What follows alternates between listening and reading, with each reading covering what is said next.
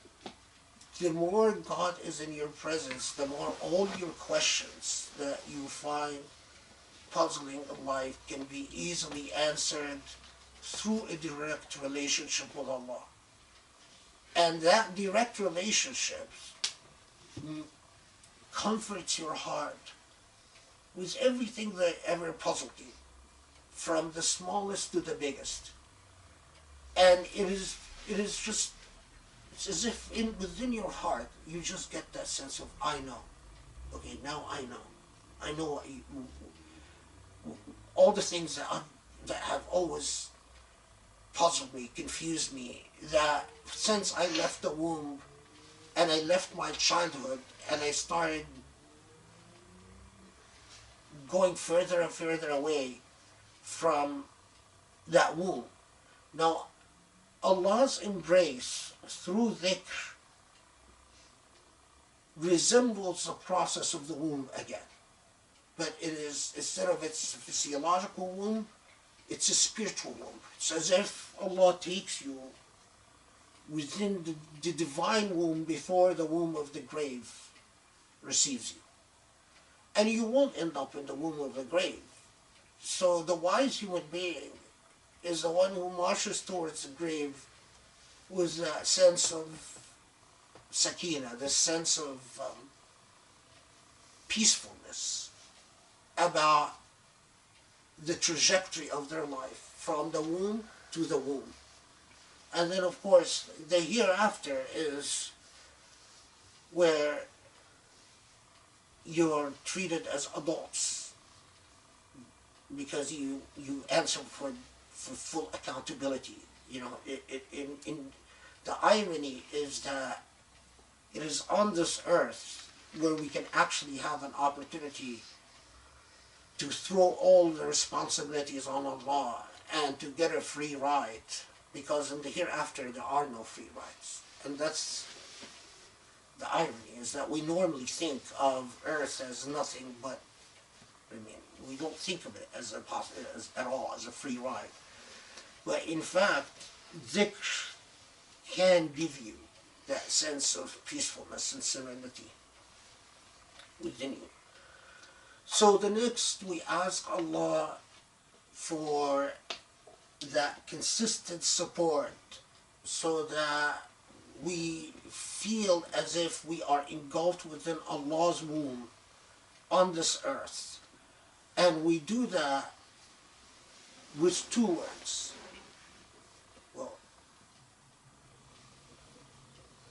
Well, three words. Madad, Ya Allah, Madad. Madad means, madad, it's literally like giving someone reinforcements. Now, if there are people like us who sit down and say, repeat it. In other tariqas, or they're not exclusive, the people will learn to go around in resembling the circular motion of creation with the power of madad. That's what gives you the power. Or in the Rifa'iyya tariqah, they will swing back and forth for hours, like exhalation and inhalation, or the movement of the pendulum of a clock for hours, with the power of madad. So we'll repeat madad. Madad, Ya Allah, madad. Okay. Madad, Ya Allah, madad. Madad, Ya Allah, madad. Madad, Ya Allah, madad. Madad, Ya Allah, madad. Madad, Ya Allah, madad. Madad, Ya Allah, madad. Madad, Ya Allah, madad. Madad, Ya Allah, madad. Madad, Ya Allah, madad. Madad, Ya Allah, madad. Madad, Ya Allah, madad. Madad, Ya Allah, madad. Madad, Ya Allah, madad. Madad, Ya Allah, madad. Madad, Ya Allah, madad. Madad, Ya Allah, madad. Madad, Ya Allah, madad. Madad, Ya Allah, madad. Madad, Ya Allah, madad.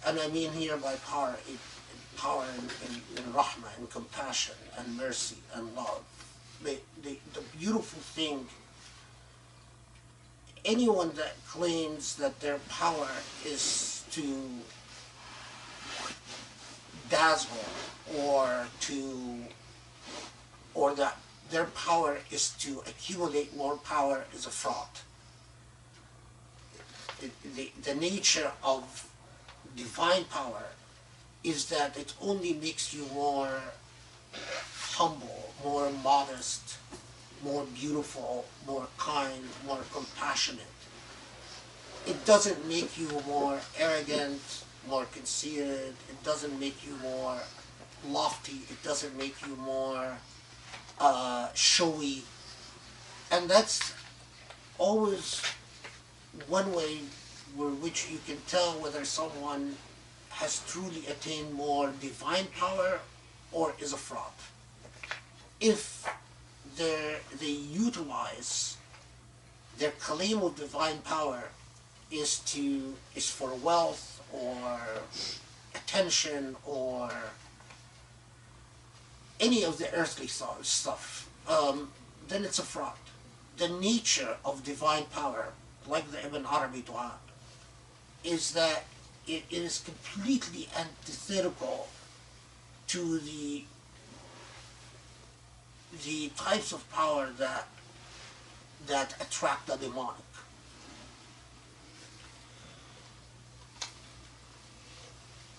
In ideal situations, we would repeat this dua together, but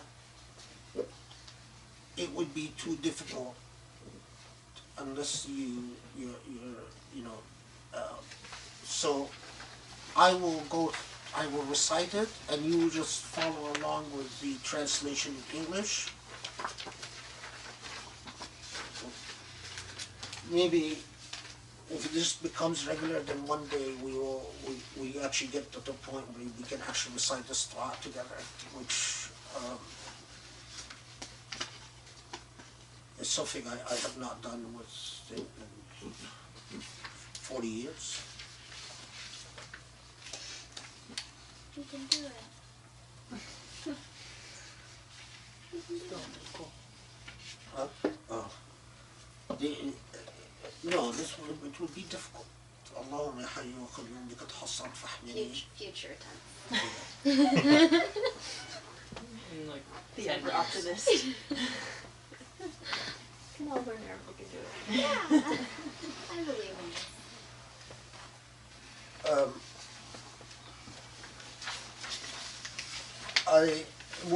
You'll be able to when I turn the page, so this way you can at least, because it's not always obvious when I left line 1 and line 2 and so on, but you will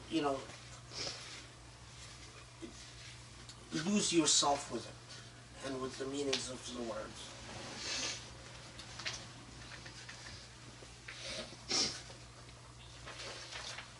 بسم الله الرحمن الرحيم.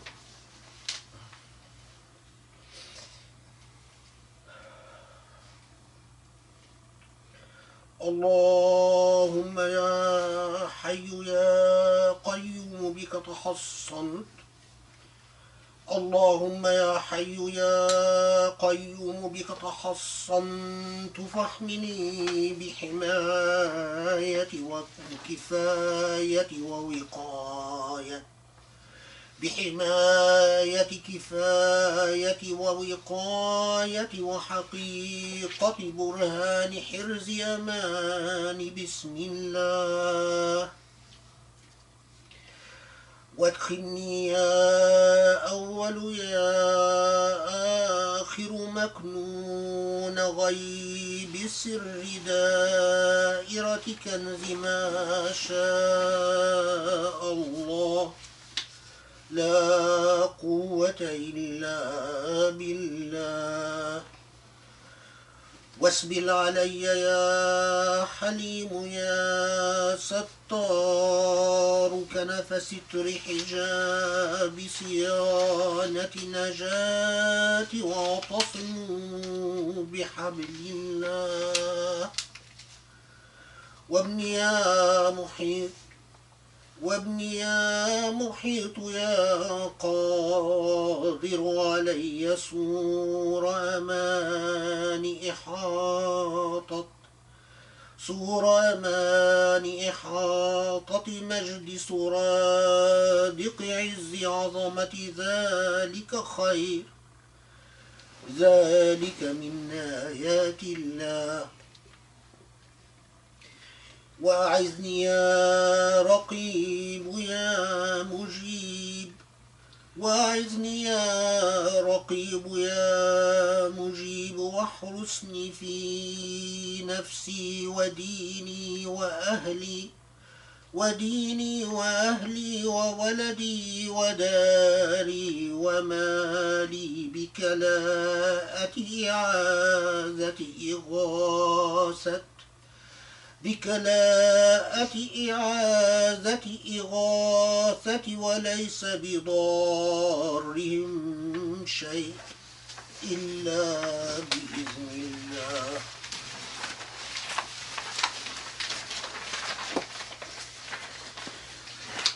وقني يا مانع يا دافع يا رافع يا نافع، وقني يا مانع يا رافع يا خافض يا دافع يا بارئ، بأسمائك وآياتك وكلماتك شر الشيطان والسلطان، فإن ظالم أو جبار بغى علي أخذته غاشية من عذاب الله.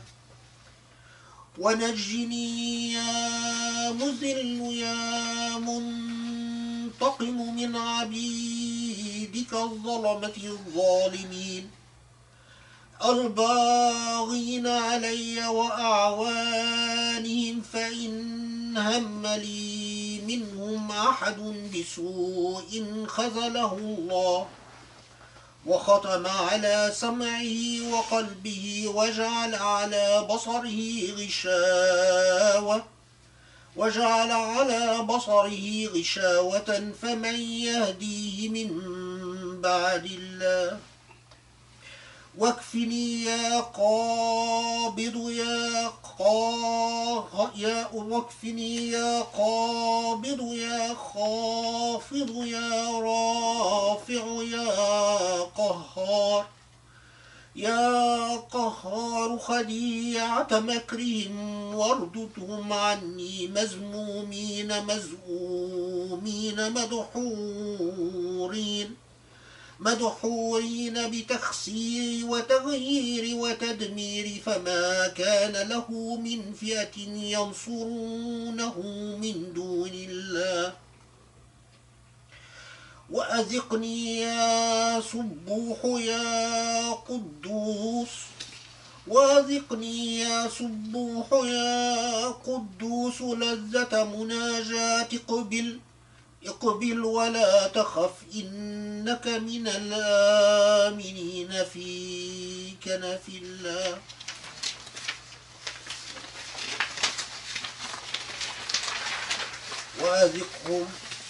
وأذقهم يا ضار يا مميت نكال وبال زوال، فقطع دابر القوم الذين ظلموا، والحمد لله.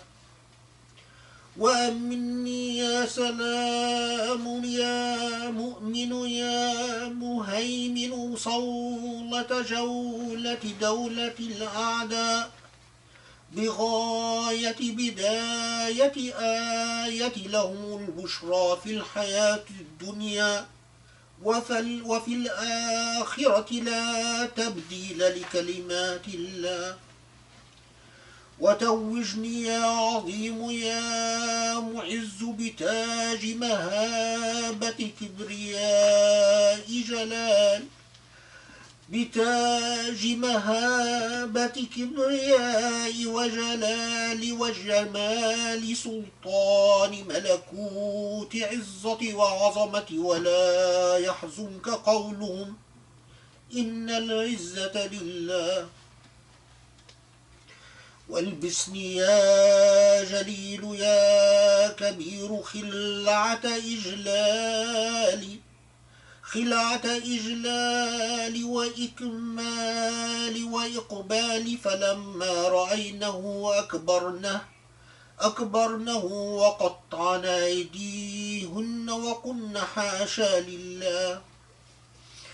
والقي يا عزيز يا ودود علي محبة منك، فتنقاد وتخضع لي بها قلوب عبادك بالمحبة والمعزة والمودة من تعطيف وتلطيف وتأليف، يحبونهم كحب الله، والذين آمنوا أشد حبا لله.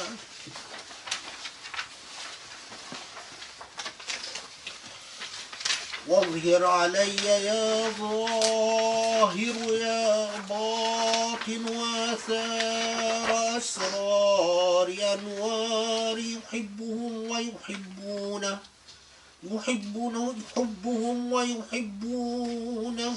أذلة على المؤمنين أعزة على الكافرين، يجاهدون في سبيل الله.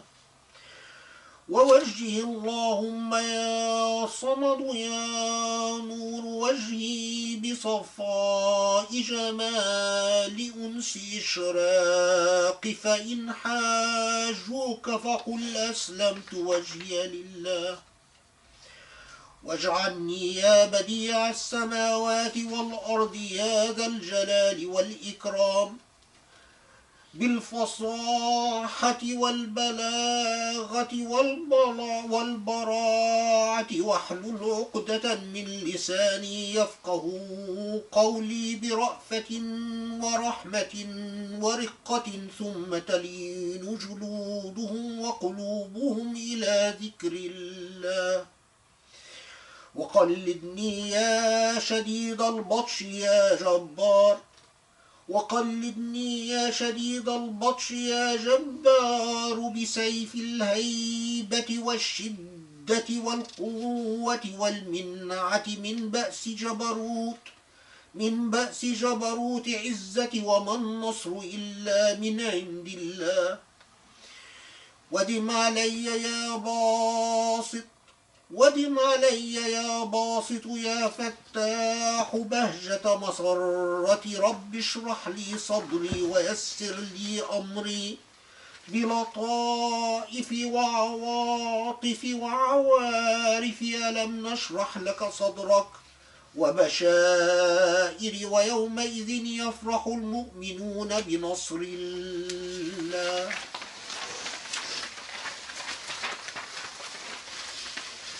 وانزل اللهم يا لطيف يا رؤوف بقلبي الإيمان والإطمئنان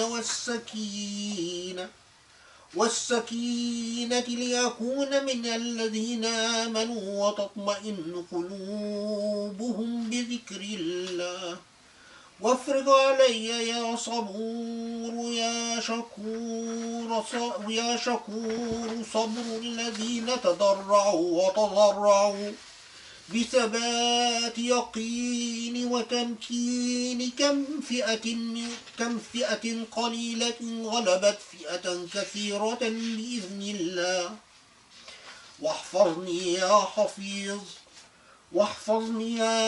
حفيظ يا وكيل، من بين يدي ومن خلفي وعن يميني وعن شمالي ومن فوقي ومن تحتي، بوجود شهود جنود له معقبات من بين يديه ومن خلفه يحفظونه من أمر الله. وثبت اللهم يا قائم يا دائم قدميك ما ثبت القائل وكيف أخاف ما أشركتم ولا تخافون أنكم أشركتم بالله وانصرني يا نعم المولى ويا نعم النصير وانصرني يا نعم المولى ويا نعم النصير على الأعداء نصر الذي قيل له وتتخذنا هزوا قال أعوذ بالله وأيدني يا طالب يا غالب بتأييد نبيك محمد صلى الله عليه وسلم المؤيد بتعزيز وتوقير إنا أرسلناك شاهدا ومبشرا ونذيرا لتؤمنوا بالله واكفني يا كافي يا شافي الأدواء والأنواء والأسواء بعوائد فوائد لو أنزلنا هذا القرآن على جبل لرأيته خاشعا متصدعا من خشية الله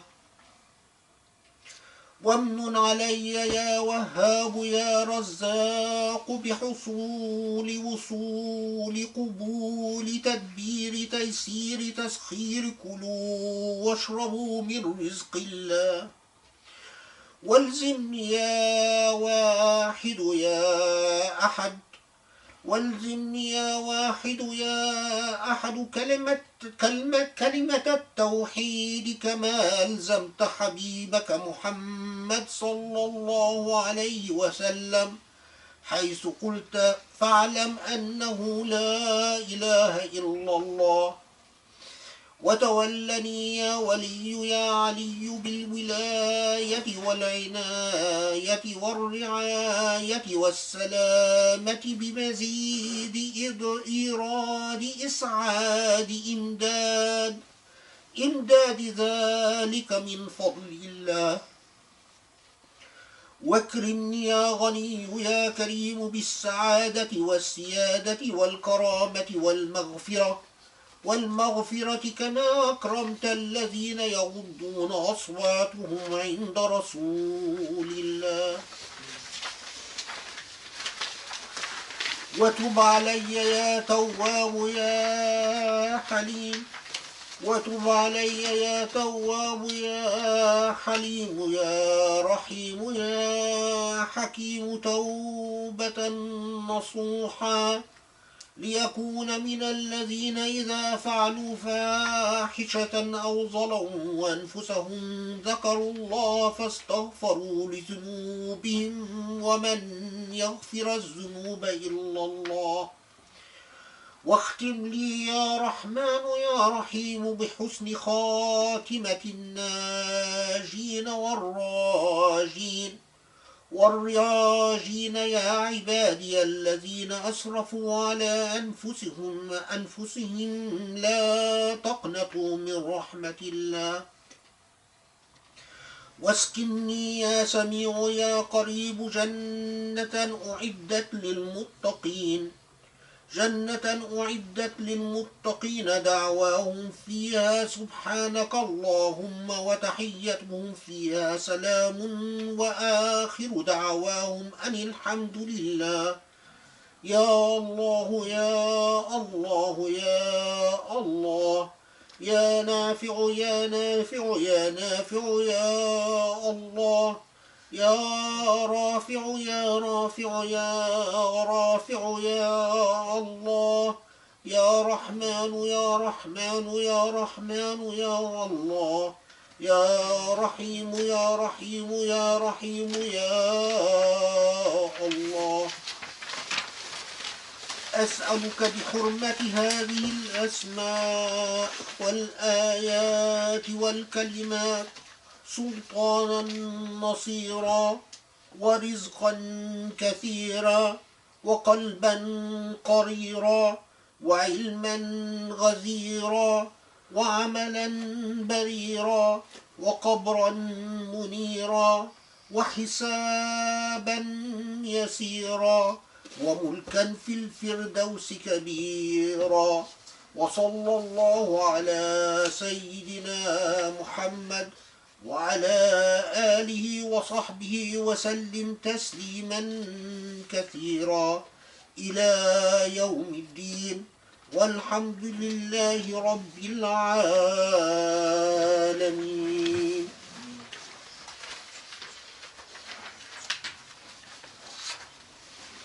Okay, what time is it?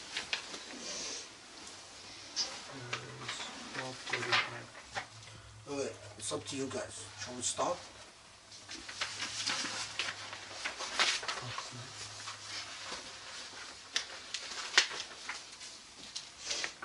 No?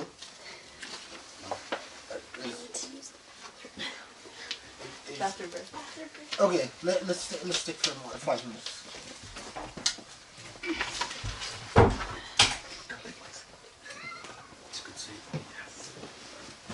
As I make my next selection. Take it.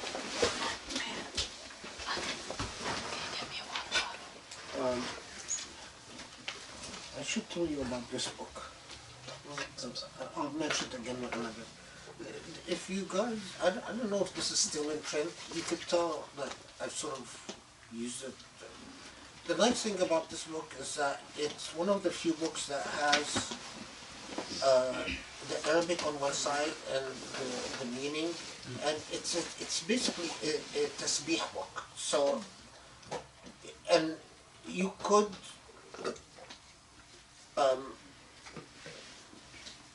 I mean, once you get the Arabic, and then you know what it means, and you could just take one of these prayers, like, and you could make a whole dhikr session out of it. What's it called? Just you want to pass it around.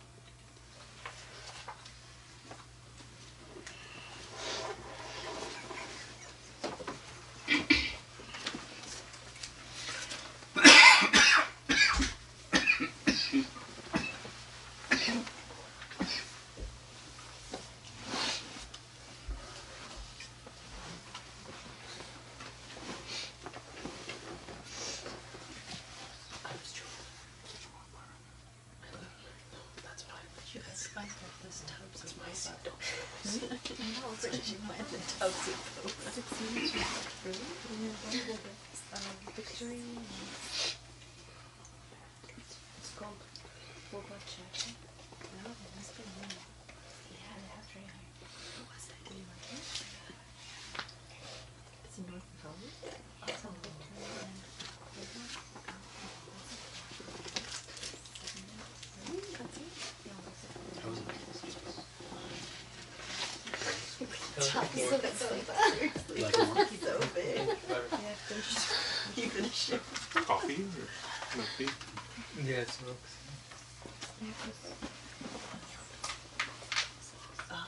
No.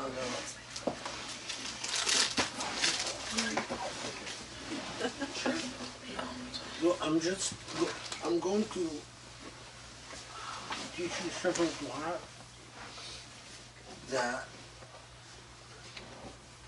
if I'm gonna leave it in since I've already admitted to you that because my natural inclination is towards isolation. I am not the way I was trained to think that the biggest demon of all, the biggest shaitan that it was drilled into me to the point of obsession is your ego and arrogance. Most human beings, even those with average intelligence, they can justify pretty much anything if their ego is not in check. They can justify anything to themselves, and that's the way. So, after tonight, I'm gonna leave it in your what's that expression, in your in your court, in your Balls in your court. yeah, in your court to if this is beneficial to you, to get me to have another session. Yes. And so, but just in case, I'm going to teach you dua that will, if we have other sessions, it will be very useful for our dhikr, and will be very useful for the rest of your life. Remember that what dhikr is as if God gave you the weapon, the language to access Allah at your fingertips, and it completely depends on you. Now, of course, there is a power in collective dua. The reason people do halaqat dhikr is that the energy that people bring together, the spirit that people bring together, when they get together, and when their egos, you do not have someone in their midst where egos corrupt the process. It is an enormous power, but aside from that, you as a human being, as an individual, you have remarkable power to access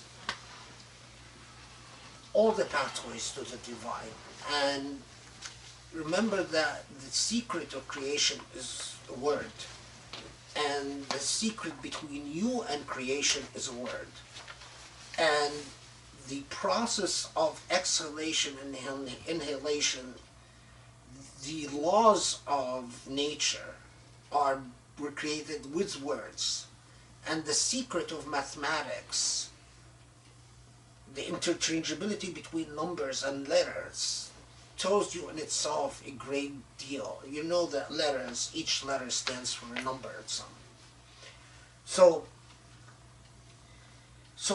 one of the most powerful is Hasbunallah wa ni'mal wakeel. Of course, this is from the Quran, but it's a dua in dhikr that, and for purposes today, Hasbunallah, that's the plural form, but if you're saying it singular, it would be Hasbiyallah wa ni'mal wakeel. Plural is Hasbunallah wa ni'mal wakeel. Now, what it means is literally Allah is enough for me, and Allah is the best of allies. And so much dhikr is just founded on that simple phrase. Muslims nowadays, in the modern age, often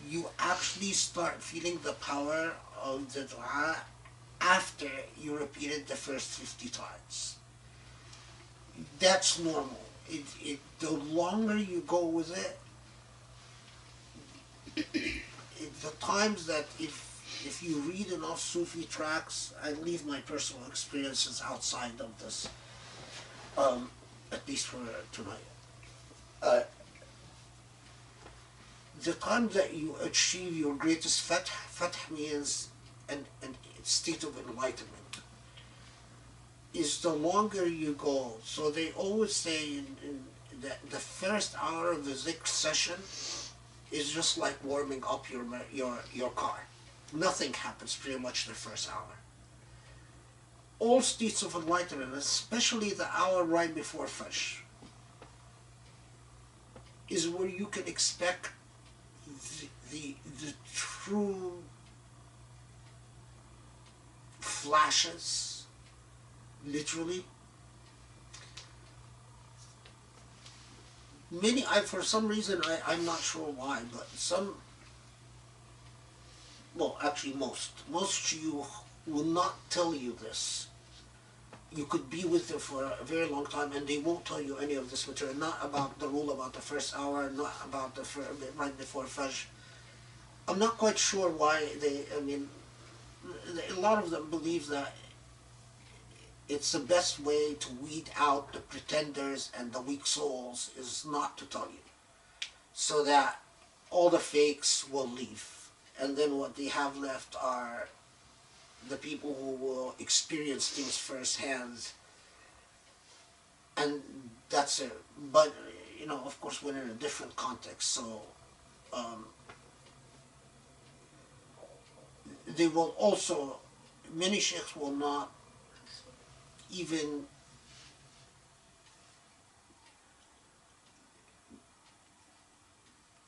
won't even do something like the Ibn Arabi dua unless you're with them for at least 6 months.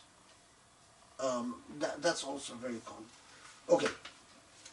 What else can we did the Qayyum dua.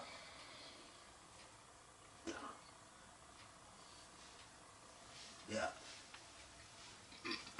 One of the most powerful names of Allah, of course, all of Allah's names, each name, which is really a sifa, there are the Dhat al-Ilahiyya, the essence, the true essence of the divine, and then the Sifat al-Ilahiyya. The Sifat are what Allah has used to describe Allah's self. The Asma, they're not names that describe the essence of the divine. In other words, the names of Allah are unlike your name and my name. Our names are a part of the truth of who we are. So if someone denies you, so when they arrest you in political prison, the first thing they do is they take away your name and give you a number. You're no longer Muhammad or Khaled or whatever, you're just a number. Why do they do that? Because they know as human beings, your name is your dignity, it's your identity. Many people make the mistake of thinking that the names of Allah is Allah's identity. They're not.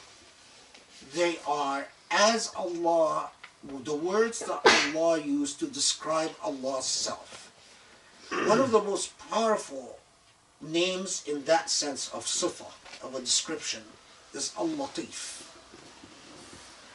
the magnanimous. Latif, lutf, is a mixture of kindness, but kindness was love.